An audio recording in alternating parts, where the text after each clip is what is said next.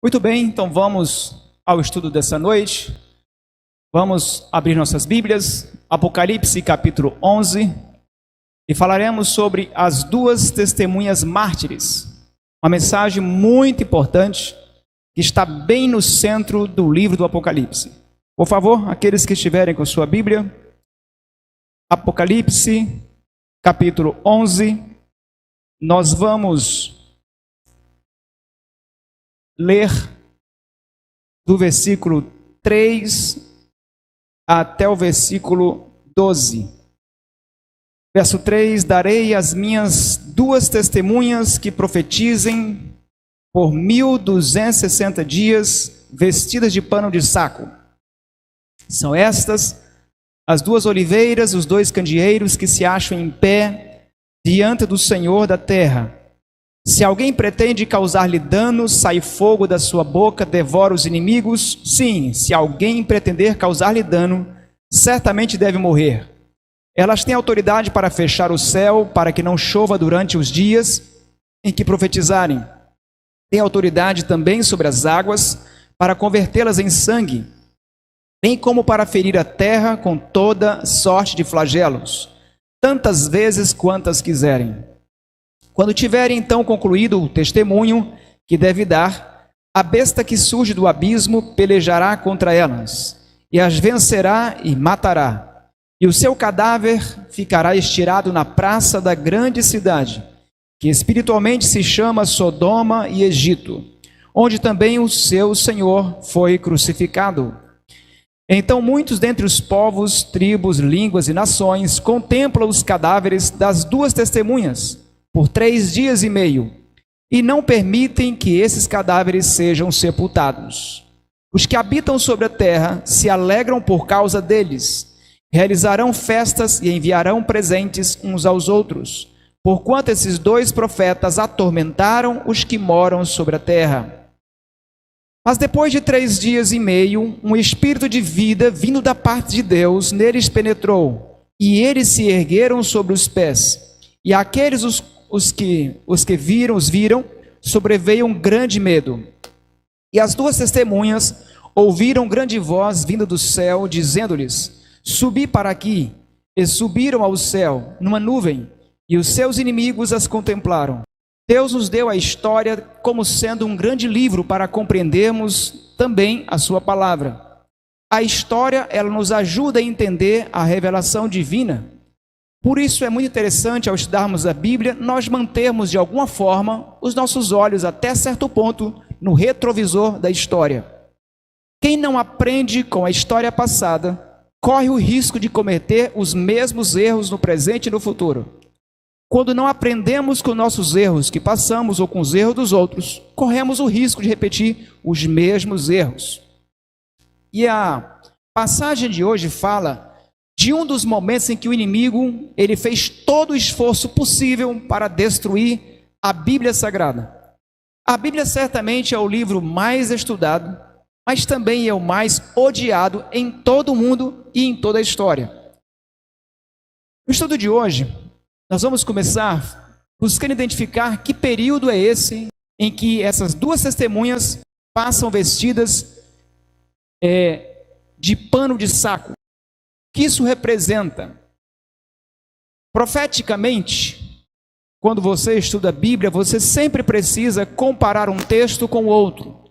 Sempre que um símbolo é apresentado na Bíblia, numa profecia, é preciso remetê-la a um outro texto bíblico para tornar claro aquele texto que foi lido. O que são as duas testemunhas? O próprio Jesus, em João 5,39, ele apresenta as Escrituras como sendo testemunhas dele. João 5,39 diz o seguinte: examinais as Escrituras, porque julgais ter nela a vida eterna, e são elas mesmas que testificam de mim. Algumas pessoas equivocadamente colocam esse texto bíblico para dizer que quem ler a Escritura, ele passa a ter vida eterna por estudar a Bíblia. É claro que ao estudar a Bíblia e irmos até Jesus, da qual a Escritura testemunhou, encontramos a vida eterna. Mas a vida eterna não vem exatamente porque lemos as Escrituras. Os fariseus ensinavam que aquele que estudasse bastante as Escrituras e compreendesse vírgula por vírgula, texto por texto a Bíblia, esse teria direito à vida eterna. Mas Jesus disse: vocês ficam estudando, examinando as Escrituras, porque vocês acham que vão encontrar nela a vida eterna. Mas eu quero que vocês percebam que as Escrituras não têm nelas em si vida eterna. Elas testificam de mim, para que vocês venham a mim, para que de mim vocês recebam a vida eterna. Então o próprio Jesus Cristo apresenta as Escrituras como sendo testemunhas. Tanto o Novo quanto o Antigo Testamento, nós entendemos que são essas duas testemunhas que são referidas aqui em Apocalipse, versículo 11. O que significa estarem vestidas de pano de saco? Pano de saco era uma roupa grosseira que as pessoas usavam quando estavam em tremenda tristeza ou em grande luto, um forte e intenso luto. Então eles usavam essa roupa, geralmente por cima, ou somente ela, uma roupa grosseira, feita de tecido assim, geralmente rústico, e então era uma forma de demonstrar pesar e luto. Profeticamente, nós aplicamos esse texto bíblico, já que o próprio texto no verso 3 disse que haveria um período que ele estaria vestido de pano de saco, e o período seria de quantos dias? 1260 dias. É incrível como esse período ele é constantemente enfatizado nas profecias bíblicas. Em algumas circunstâncias, ele é apresentado como 42 meses. Vale lembrar que o mês judaico ele é de somente 30 dias. 42 meses vezes 30 dá 1260. Uma outra maneira de se referir ao mesmo período de 1260 dias é um tempo, tempos e metade de um tempo. O ano do calendário judaico, ele só tem 360 dias. Então, um tempo é um ano, tempos, 2 anos. Então, 3 anos e mais metade de um ano, se você somar os dias, curiosamente vai dar 1260 dias. Profeticamente, nós interpretamos que esses dias, usando o princípio dia-ano, encontrado em Números 14:34 e em Ezequiel também, 4, versos 6 a 7, quando você aplica o princípio dia-ano, incrivelmente, ele consegue encaixar no ano 538, que é o ano já mencionado aqui, quando Justiniano reconhece o bispo de Roma como sendo o cabeça das igrejas. Eu diria que oficialmente, então, o bispo de Roma, João II, ele foi o primeiro de todos os papas. Ele foi o primeiro a ter a supremacia sobre todos os demais bispos e líderes da igreja. E agora, com o poder do Império Romano, tendo a Bíblia e a espada nas mãos, Roma então dá início em 538, o período chamado de supremacia papal. Roma só perde esse poder de supremacia, esse poder de mando e desmando em tirar ou deixar alguém com vida, no ano 1798, quando na Revolução Francesa, Napoleão Bonaparte finalmente tira o poder temporal da Igreja de Roma.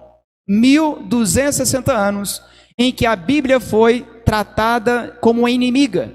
1260 anos em que a Bíblia teve que ser escondida. Foi nesse período que os valdenses, um dos grupos de cristãos mais famosos, com a sua história linda, eles fugiram. O líder principal que dirigia esse movimento era chamado Pedro Valdo, um homem que amava as Escrituras além da própria vida, um homem que amava Jesus acima de tudo e de todos. E Pedro Valdo, juntamente com esse grupo de irmãos, ali em meio às montanhas, ele então buscou manter esse povo ali protegido, e ali o grande estudo de Pedro Valdo com essa comunidade cristã era sempre a Bíblia. Mesmo antes de Tyndale ou Lutero terem traduzido a Bíblia para o inglês ou para o alemão, respectivamente, mesmo antes disto acontecer, os valdenses foram as primeiras pessoas a terem a Bíblia em seu próprio idioma. Ali, a Bíblia era tratada juntamente com a natureza como os principais recursos da revelação de Deus. Nós sabemos que Deus tem a revelação suprema, que é o próprio Jesus Cristo. A Bíblia é a outra grande fonte de revelação especial. Também a natureza. A consciência é um recurso também. Mas nós entendemos que a Bíblia certamente é uma das revelações mais importantes que Deus sempre tem falado e conversado com os homens e mulheres de todos os tempos. Este período, a Bíblia destaca no texto de hoje que uma besta, um poder que viria do abismo, iria em algum momento pegar essa Bíblia vestida de pano de saco e ela seria morta. Aqui é destacado no versículo 7 a 8 que ela ficaria morta e o seu cadáver ficaria estirado na praça de uma cidade espiritualmente chamada Sodoma e Egito, onde o Senhor Jesus teria sido crucificado. Vamos sempre, nunca é demais relembrar, que estamos falando de linguagem simbólica. Jesus morreu em Sodoma ou no Egito? Não. Jesus morreu em que cidade? Jerusalém. Sodoma, nesta ocasião, ainda existia? A Sodoma literal? Não. Ela foi destruída por ocasião ainda de Ló, lá no Gênesis. Então, estamos falando de linguagem simbólica. Por que o Egito? Já que Jesus não morreu no Egito e Sodoma não era uma cidade física nesta época, por que essa referência? Qual era a principal característica, eu diria, de Sodoma? Você se lembra? Quando os anjos visitaram Ló, os indivíduos eram extremamente pervertidos. Imoralidade é a marca principal de Sodoma. Esta foi uma das principais razões pelas quais Deus destruiu aquela cidade. E o Egito? Quando se fala de Egito, vale lembrar daquela ocasião em que Moisés se apresenta ao faraó e diz assim: vim libertar o povo de Deus. E faraó olha para a cara deles assim: quem é o seu Deus? Para que eu deixe o povo sair daqui. Em outras palavras, já o próprio faraó, ele se achava um Deus e não reconhecia o Deus de Moisés. O ateísmo é a grande marca na história do Egito. Em outras palavras, essa cidade onde a Bíblia estaria sendo morta e colocado o seu cadáver em praça pública, seria uma cidade que estaria a imoralidade tomando conta e o ateísmo tomando conta. Mas por que é tratado Jesus sendo morto nessa cidade? Bom, historicamente, nós conhecemos que houve uma noite que deveria jamais ser esquecida, no dia 24 de agosto de 1572. Ali deu início a 3 meses de sangue sendo derramado nas ruas de Paris. A linda Paris foi contaminada com o sangue de mais de 70 mil cristãos. Também naquela época chamada de huguenotes. Homens, mulheres e crianças foram mortos em todos os cantos de Paris por 3 meses. Esta é uma forma de se referir ao próprio Cristo. Sempre que os seguidores de Cristo, que nós cristãos somos machucados, Jesus entende que essa ferida é feita a Ele mesmo. Você se lembra de quando Paulo foi perseguir os cristãos em Damasco? Qual foi a palavra de Jesus para Paulo no meio do caminho? Exatamente, Paulo, por que você está me perseguindo? Paulo não estava perseguindo diretamente, fisicamente Jesus, porque Jesus estava no céu. Mas sempre que um poder persegue os filhos de Deus, tementes a Deus, sempre que alguém machuca eu e você que servimos a Jesus, Jesus entende como se estivesse sendo machucado Ele mesmo. Inclusive quando eu e você fazemos o bem a qualquer um dos pequeninos do reino de Deus, quando eu e você tratamos o nosso irmão com generosidade, com bondade e amor, Deus também vê essa bondade e esse amor como sendo feito ao próprio Cristo. Esta, então, é uma referência feita no Apocalipse a esses vários mártires que dariam a sua vida por amor a Jesus. Em que o único pecado foi ler e crer e obedecer a Bíblia Sagrada. O texto bíblico ainda nos destaca que essa morte da Bíblia seria por um período de quanto tempo? 3 dias e meio. Usando o mesmo critério, o mesmo princípio de interpretação, dia, ano, então seriam quanto tempo? 3 anos e meio. Veja como Deus, ele gosta de brincar com a história. Deus não adivinha o futuro, é que Deus conhece o futuro. Por isso ele não adivinha, ele apenas revela para a gente o que vai acontecer. E nós encontramos, no período também da Revolução Francesa, a Revolução Francesa trouxe alguns benefícios também. Não foi de todo ruim. Trouxe o benefício de vários pensadores que começaram a questionar os abusos da igreja.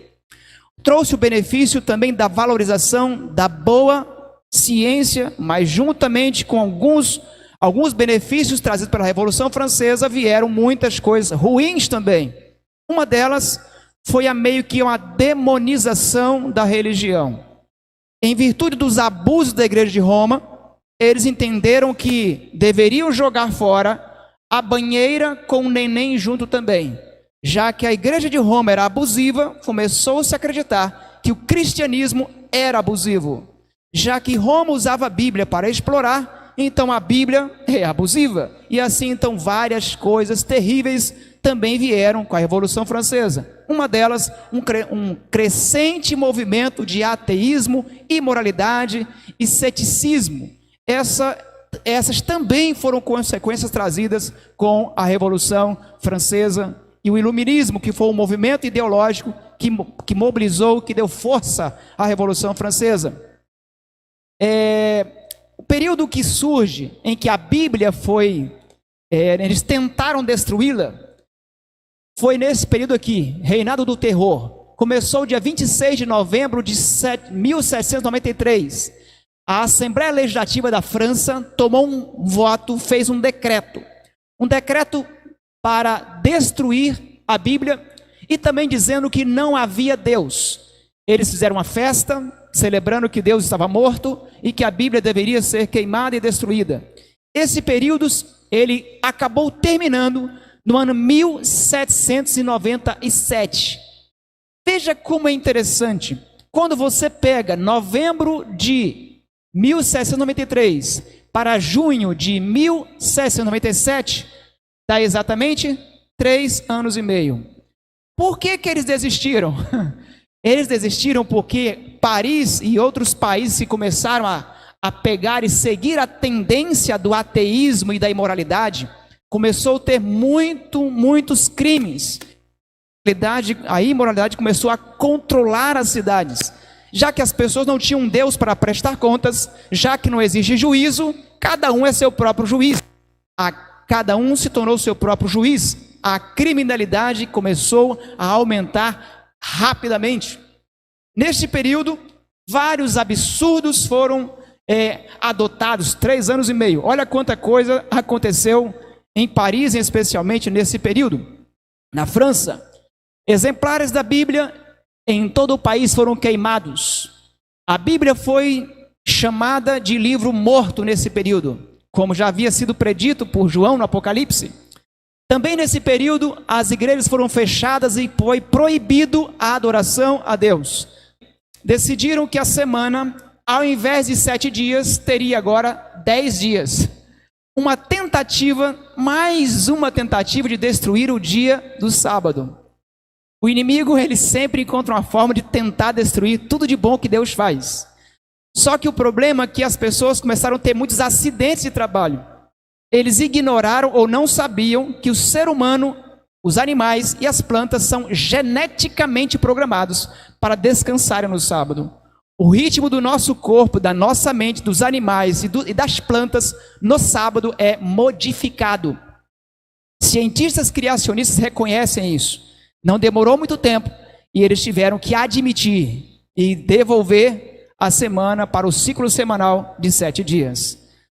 Uma outra loucura adotada foi a questão de que negar abertamente que Deus existia. Nesse período, também escolheram uma deusa, já que Deus não existe e o ser humano precisa adorar alguém. Todo ser vivo vive para adorar. Ninguém consegue viver sem adorar. Então eles disseram, já que Deus está morto, vamos então criar uma outra forma de ter um Deus.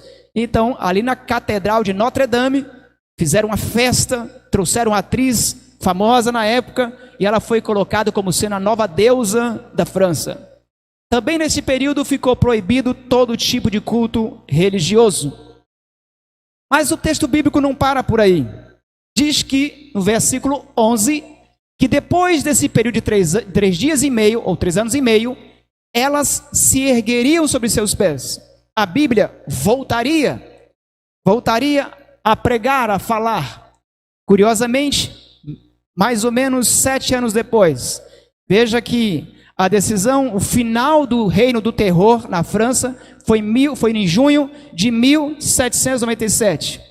Mas quando chega em 1804, mais ou menos cerca de 7 anos depois, acontece a organização da primeira sociedade bíblica, mostrando para o mundo claramente que aqueles que achavam que a Bíblia estava morta e que seus cadáveres nunca mais voltariam a viver, eles se enganaram grandemente. A Bíblia, a palavra de Deus, nunca esteve tão viva. Também, anos depois, uma outra sociedade bíblica é organizada, a americana, em 1816. Interessante, embora a imprensa tenha sido criada no século XV, ali por volta de 1440, não lembro ao certo o ano, acho que 1430, não me lembro ao certo qual foi o ano que Gutenberg criou a imprensa, inventou a imprensa. O primeiro livro que foi impresso foi a Bíblia Sagrada. Mas até 1804, poucas Bíblias até então estavam distribuídas, comparando o que aconteceu após 1804. De acordo com a história, até 1804, a Bíblia havia sido impressa e distribuída em apenas 15 línguas. Mas em 2012, já haviam sido registradas publicações da Bíblia em mais de 2.500 diferentes idiomas e línguas. O que era 15 línguas, quando achava que ela estava morta, agora que ela está viva, em 2.500 idiomas. A Bíblia hoje, já foram vendidos mais de 3,9 bilhões de exemplares. É o livro que continua sendo o mais vendido de toda a história. Isso de maneira bem larga e distância para o segundo lugar. Bom, deixa eu voltar aqui porque alguma coisa aconteceu aqui. Bem, acho que eu toquei em alguma coisa aqui.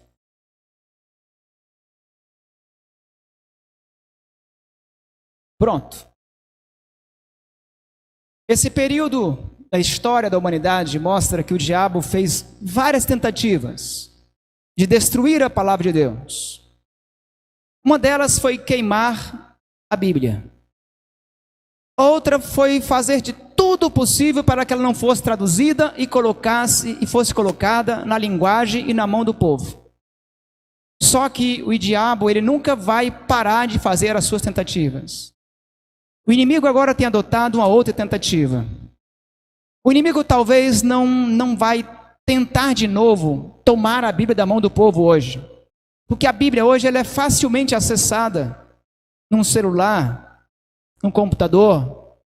Hoje é muito fácil você ter várias Bíblias na mão, se você quiser, simplesmente com um aplicativo no celular.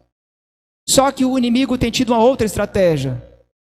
Ele tem buscado manter a igreja tão ocupada, com tantas coisas, até eventos interessantes, até mensagens interessantes, às vezes até com grandes eventos e reuniões, e tem feito o povo de Deus negligenciar o estudo atencioso à Bíblia. Estar com vocês aqui é um momento muito especial. Esse é o momento de você aprofundar o seu conhecimento da Bíblia. Mas o momento de estar no culto na igreja não é suficiente. É preciso que você tenha o seu momento particular com Deus, preferencialmente na primeira hora da manhã. Esse é o momento do seu estudo pessoal. É o momento em que você é nutrido por esse livro maravilhoso que foi miraculosamente preservado em todos os tempos. Não deixe que o entretenimento, não deixe que vídeos até de coisas boas, não deixe que jogos até interessantes roubem tanto o seu tempo, a tal ponto de você não conseguir se concentrar meia hora que seja, ou 1 hora que seja, em 24 horas, para você estudar esse livro sagrado. O diabo, assim como no passado, ele parou a perseguição e conseguiu levar a igreja à apostasia e à morte, talvez hoje o inimigo adote a mesma posição. Talvez ele não queira mais perseguir e queimar as Bíblias. Talvez o que ele queira fazer hoje é distrair o povo, distrair a igreja, a tal ponto que eles não tenham mais necessidade de procurar a Bíblia. Esse é um pecado, a negligência do estudo da Bíblia, que está tão fácil de acesso. Mas há um outro risco que também temos que estar atentos para não cometer. Esse texto bíblico está na meditação matinal de Ellen G. White, na página 103 do livro Recebereis Poder. Olha o que ela diz aqui, olha que negócio sério. Quando a palavra de Deus é aberta sem reverência e sem oração, no próprio estudo da Bíblia se fortalece o ceticismo. O inimigo toma conta dos pensamentos e sugere interpretações incorretas. A Bíblia jamais deveria ser estudada sem atitude de oração e compromisso de obediência. Eu costumo dizer que a Bíblia é um livro perigoso. Você estudá-la, ou ela te liberta e torna você uma pessoa melhor, uma pessoa mais sensível, ou ela te aprisiona na sua incredulidade, torna você duro e distante de Deus. O nosso coração é como um solo. Cada vez que a verdade passa por ele, cada vez que a verdade passa por mim, ou me torna mais sensível e revolvido, pronto para crescer e multiplicar, ou me torna endurecido e indiferente à palavra que me vem. Por isso, ao você e eu estudarmos a Bíblia com alguém, é muito importante que antes de cada estudo, levar o aluno a estudar a Bíblia, com o compromisso de obedecer a Bíblia. Quando você leva o estudo bíblico para uma pessoa, e você faz 1, 2, 3 cursos bíblicos, o coração dessa pessoa poderá se tornar pior agora, depois de 2, 3 estudos bíblicos, do que antes, quando não tinha vindo, quando não tinha feito ainda nenhum estudo. O coração terreno, que precisa cada dia ser afofado com a presença do Espírito Santo. O inimigo das nossas almas, ele estuda a Bíblia. O inimigo sabe muito bem da Bíblia. Ele conhece bem as profecias. O nosso inimigo, ele conhece página por página desse livro sagrado. E ele sabe o poder que esse livro tem para mudar a minha mente e transformar a nossa vida. Ele sabe disso. Inclusive, ele tem uma Bíblia sublinhada, de acordo com o que diz o livro do Espírito de Profecia. Ellen White afirma isso aí. Uma Bíblia sublinhada ele tem. Só tem uma coisa que ele nunca faz. Ele nunca ora. Ao ler a Bíblia, ele jamais irá orar. Porque ele não lê a Bíblia para poder se converter nem se santificar. Ele lê a Bíblia para fortalecer o seu ceticismo, a sua incredulidade. Infelizmente, há pessoas que leem a Bíblia não para poder buscar Jesus, não para poder ter uma mudança, uma conversão na sua vida. Às vezes estuda a Bíblia só por um fator curiosidade. Às vezes até para fazer piadas, fazer zombaria com você. Eu não sei, os motivos são mais diversos. Mas eu gostaria de fazer um desafio a cada um de nós. Valorizarmos mais esse livro. Esse livro custou a vida de milhares de pessoas. Esse livro tem, na história da preservação dele, páginas escritas e preservadas, com sangue de homens e mulheres e crianças, que morreram como mártires para preservar o Evangelho que você e eu tão bondosamente e tão generosamente recebemos em nossas mãos hoje. Eu gostaria que nós honrássemos mais a história e a memória desses vários homens e mulheres, verdadeiros heróis e heroínas da fé, que deram a sua vida por amor a esta causa. Esse livro que você temos em mãos, essas duas testemunhas mártires, elas são vivas e operantes. Basta que eu e você abramos cada dia o nosso coração à influência do Espírito Santo e à leitura dessas sagradas letras. Eu sou muito grato a Deus pela Bíblia. É claro que Deus se revela pela natureza, Deus se revelou à humanidade pelo seu Filho, mas é maravilhoso ter a Bíblia, não é? É tão bom de manhã fazer uma oração e, ao abrir a Bíblia, Deus trazer uma passagem justamente para aquilo que a gente está precisando. Não é tão bom quando você se encontra meio angustiado e Deus faz você lembrar exatamente daquela passagem que seu coração precisava? A Bíblia é um livro incrível, mas ela fechada é um livro qualquer. Mas quando está sendo aberta e estudada com oração, é uma fonte de inspiração. de força, de verdade. Eu quero, em nome de Jesus, que nós, como povo da Bíblia, leamos mais esse livro, conheçamos mais esse livro, preguemos mais desse livro. Vamos orar? Nosso Deus e Pai, queremos que o Senhor nos ajude nesse propósito de fazermos da Tua Palavra uma amiga constante. Obrigado porque o Senhor, em todos os tempos, o Senhor preservou esse livro tão perseguido, tantas tentativas fizeram para destruí-lo, mas não conseguiram, porque a Tua Palavra é viva e é eterna. Nós queremos Te agradecer pelos milhares de irmãos nossos, irmãs, irmãos, crianças, idosos, que deram sua vida para preservar a história do cristianismo. Tantos homens e mulheres que sofreram para traduzir e preservar esse livro sagrado. Nós sabemos que o inimigo tem ódio desse livro, e nós sabemos o quão maravilhoso e quão transformador é o estudo desse livro. Então queremos, como povo da Bíblia, como Teu povo, nós queremos amar mais esse livro, estudar mais esse livro e pregar mais desse livro aos nossos irmãos, aos nossos amigos, aos nossos vizinhos. É o que nós Te pedimos, ó Deus, e Te agradecemos em nome de Jesus. Amém. Que o Senhor nos abençoe.